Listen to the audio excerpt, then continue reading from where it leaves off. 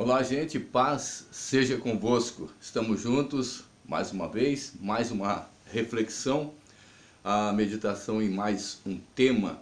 É muito bom nós voltarmos a interagir em nossos vídeos. Queremos hoje falar sobre algo que colocamos no nosso status.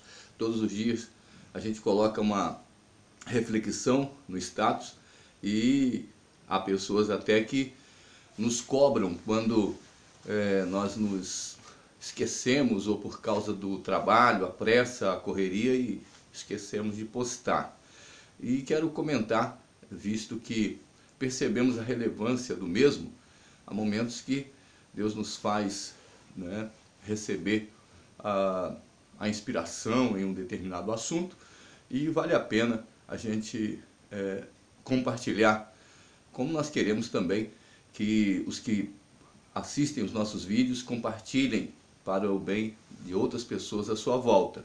Pois bem, e nós falamos sobre o gozo na vida cristã. Então nosso assunto é sobre a alegria transbordante. E aí nós escrevemos que o gozo cristão, ele só é pleno quando o que importa não é se nós vamos viver ou morrer, se nós vamos perder ou ganhar, se nós vamos lograr êxito em alguma coisa ou não, se vamos sentir dor ou prazer, mas se aquilo que nós estamos fazendo, se as nossas atitudes estão glorificando a Deus. Como disse, especificamente, essa reflexão tem a ver com o que se chama de vida cristã. E entendemos, claro, quando vamos fazer essa abordagem, a importância e a relevância de despertar as pessoas para viverem de verdade. Daí porque nosso lema é vida em abundância. Porque estamos numa época difícil em que o ser humano ele se prende mais em coisas, em objetos, vale-se mais as coisas do que as pessoas. Hoje, os seres humanos olham para os outros à sua volta como objetos. E acaba que até o próprio ser, até nós mesmos, muitas vezes, acabamos depreciando a nossa vida por causa de alguma coisa sempre inferior. Tudo aquilo que está depois de nós, coisas, objetos e até animais, são inferiores à nossa vida. A coisa ficou tão feia, mas tão feia nesse aspecto, que algumas pessoas vão para as redes sociais e dizem lá: eu prefiro animais do que pessoas. E isto por causa do nível baixo em que os seres humanos chegaram. Chegaram ao nível de serem menosprezados e colocados abaixo dos irracionais.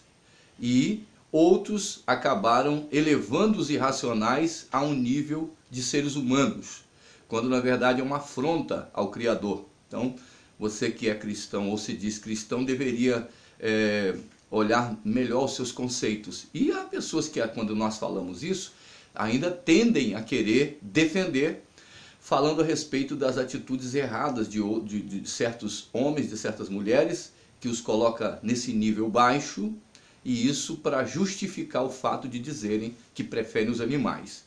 E a gente sabe que não podemos julgar um ser humano e colocá-lo nesse nível, ou colocar todos os seres humanos nesse nível por causa da atitude de alguns. O ser humano continua sendo a obra-prima do Criador. Então, quando nós falamos que o gozo cristão, ele só é pleno quando o que está em questão não é viver ou morrer, não é ganhar ou perder, não é ter dor ou prazer, mas está no centro da vontade de Deus, ou fazendo, se aquilo que estamos fazendo agrada a Deus, estamos querendo dizer que nós precisamos entender uma coisa: todo ser humano, ou de um modo geral, a maioria dos seres humanos, já deve ter notado que Cristo, ele marca a história, tanto na Bíblia, quanto no secularismo de um modo geral. É ele que marca a história. Por isso a história está dividida entre antes e depois de Cristo. E obviamente não colocaremos o nosso Rei e o nosso Senhor Não nivelaremos ele com nenhum líder religioso dessa terra, por quê? Por melhores que foram, eles morreram. Cristo também. No entanto, ele venceu a morte, ressuscitou dentre os mortos. Então, imagine que na própria Escritura Sagrada diz que quem encontra com a salvação, encontra com Cristo, ele encontrou o maior tesouro da sua vida. Conta-se numa parábola que um homem descobriu que havia uma pérola em um campo, então ele vendeu tudo que tinha e comprou aquele campo por causa daquela pérola. E a coisa mais gloriosa que alguém pode receber é a salvação, é a vida com Cristo, é a comunhão com Deus, é voltar ao paraíso perdido. Agora imagine que algumas pessoas ditas cristãs vivem sofrendo por causa de um celular de última geração que não pôde comprar. Há pessoas deprimidas porque não têm uma casa própria. Há pessoas deprimidas e desejando até morrer porque não conseguem juntar dinheiro. Enfim, não conseguem fazer uma viagem para a Europa. Há casamentos sendo destruídos porque está faltando dinheiro dentro de casa. Porque precisa se fazer uma plástica e não pode porque o dinheiro não dá. E daí vai. Como que o ser humano coloca a vida que Deus deu a ele abaixo de coisas, abaixo de aquisições, abaixo de tudo que está à sua volta, quando na verdade o próprio Cristo disse que a nossa vida é superior ao que comemos, ao que vestimos. Então, como pode alguém dizer que encontrou Cristo, o maior tesouro, e ele está infeliz?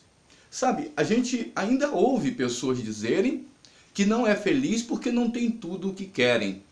Daí, falávamos numa escola bíblica a respeito dos mendigos que vão à igreja e as igrejas se tornaram albergues.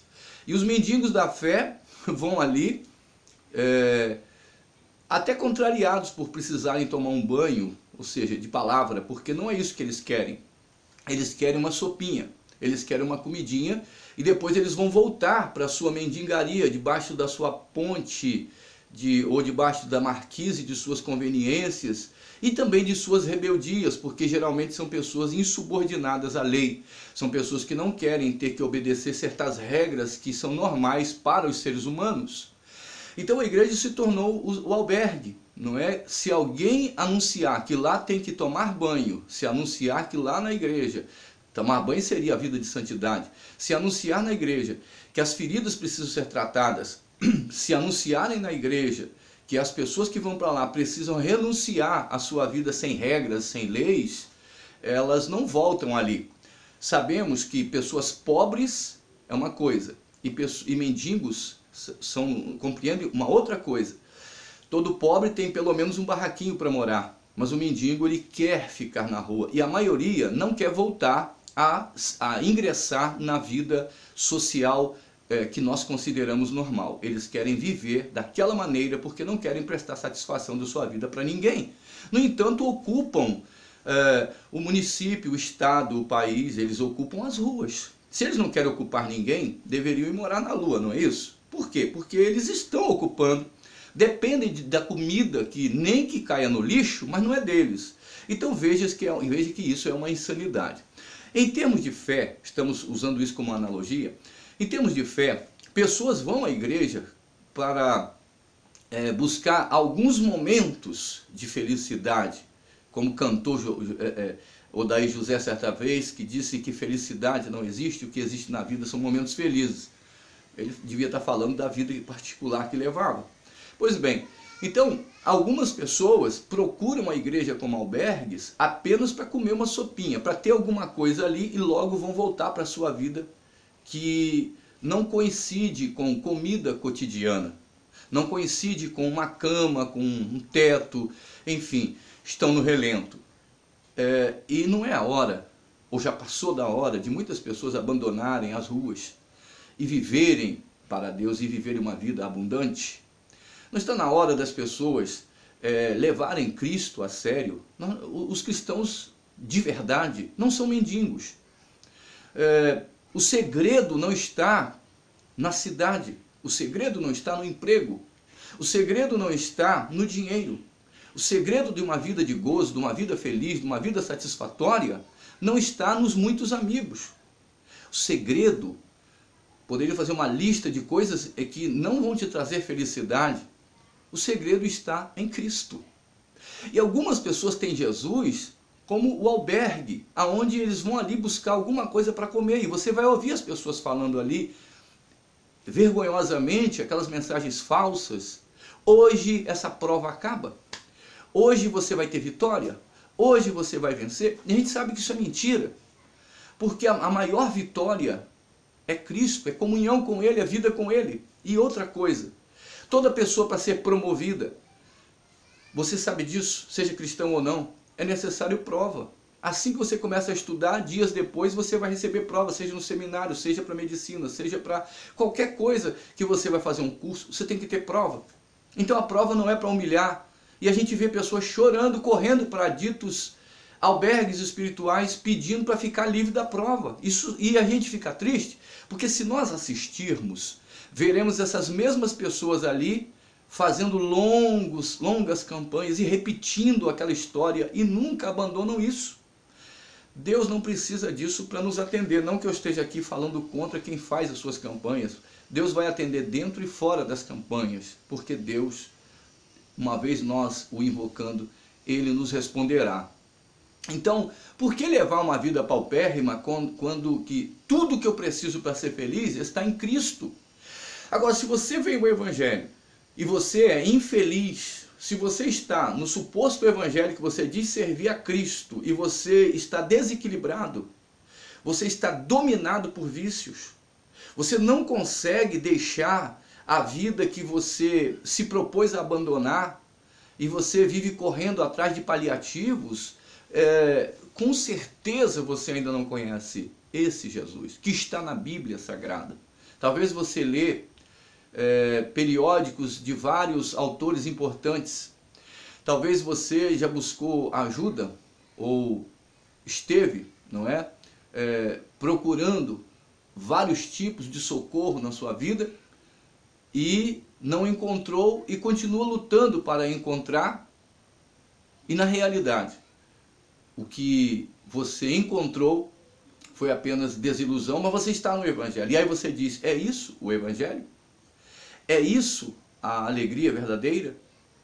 Não, o fato de você não encontrar não quer dizer que não seja verdadeiro. O fato de você não ter não quer dizer que não é verdadeiro. E aí se pergunta, e aqueles que são felizes com o Senhor? E aqueles que desfrutam de gozo verdadeiro? Porque eles seguiram a regra, não é? Renúncia. Eles leem a palavra, porque nem só de pão vive o homem, mas de toda a palavra que sai da boca de Deus. Não é isso? Então, por que algumas pessoas não conseguem? Eles vivem vida de santidade, porque para alguns isso é utopia, é fantasia, mas isso é verdade, só é mentira para quem não vive nisso. Os cristãos verdadeiros desfrutam de paz em meio à tribulação. Por que outros não desfrutam? Porque eles não se submetem a Cristo. Eles querem uma fé de estalar de dedo e as coisas caindo do céu. E é por isso que não podem ser felizes. Eles não querem renunciar ao seu prazer. E o maior prazer é nós não nos importarmos com mais nada à nossa volta, não de abandonarmos, mas não nos importarmos acima da maior importância, que é viver com Deus. Então eu só tenho gozo quando a minha vida de verdade foi entregue para o Mestre. E quando eu entrego minha vida para Ele, eu entrego tudo. Eu entrego tudo, minha família, eu entrego meu emprego, minha vida financeira, eu tenho que entregar tudo e não me importar com o que Ele vai fazer comigo. Isso é Evangelho. Se a minha morte for para agradá-lo e Ele permitir que eu seja martirizado e levado a algum lugar aonde por causa da minha fé eu serei martirizado, isso não vai me abalar. Por quê?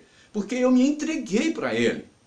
Se o desejo dele é que eu viva uma vida de milionário e use isso para enviar missionários, amém, é isso que eu vou fazer. Se por um acaso Ele quiser que eu vá para uma tribo indígena e evangelize os indígenas, e prego o Evangelho ali, será esse o meu prazer, porque o meu alvo como servo é agradá-lo. Então, quando Cristo é o motivo maior da sua vida, com certeza, essas coisas paupérrimas da nossa volta, que vêm e vão, não vão te abalar. O ter dor ou prazer num sacrifício que eu faço para agradar o meu Senhor, então a dor não é dor. A tristeza não é tristeza, porque aquilo tem uma meta, eu tenho uma missão, eu tenho um alvo a atingir, e uma vez atingido, o meu gozo é completo, é isso que eu quero, eu estou buscando agradar o meu mestre, o meu Senhor. Então, se a sua vida não tem meta, não tem objetivo, você está no Evangelho atrás de prazer, com certeza a qualquer momento você vai se chatear. Se o Evangelho é um local, é um albergue, onde você vai passar ali e ouvir algumas músicas agradáveis e comer uma sopinha, então você, uma hora dessas, você vai enjoar do pretenso Evangelho. Porque isso não é Evangelho, isso é o que você diz que é Evangelho. O Evangelho é uma entrega total e incondicional. Lembre-se do primeiro maior mandamento: amarás o Senhor teu Deus de todo o teu coração, de toda a tua alma, de todo o teu ser, de todo o teu entendimento. Pronto. Está acima do amor de família, está acima do amor de marido e mulher, está acima do amor ao dinheiro, está acima do amor pela própria vida, porque Jesus disse que qualquer que procurar salvar sua vida, perdê-la-á, mas qualquer que perdê-la por amor dele, achá-la-á. É uma entrega total e incondicional, um amor sacrificial. Ele se sacrificou por mim e por você, e você não quer se sacrificar por ele. E esse sacrifício não se trata de você viver uma vida de sofrimento, mas uma entrega total onde você vai renunciar a certos desejos que te levam para a morte, certos prazeres que te destroem. Então procura-se hoje o albergue da fé para poder ter felicidade. Mas a igreja não é albergue. Se você não encontrar com Cristo, então lembre-se, talvez aquele filósofo que disse que a religião é um ópio, é algo que vicia o ser humano e que é o mal da humanidade, então ele terá razão na sua vida, mas essa será a sua verdade. Lembre-se, a sua verdade não é a verdade. E Jesus disse, e conhecereis a verdade vos libertará. Se o Filho vos libertar verdadeiramente, sereis livres.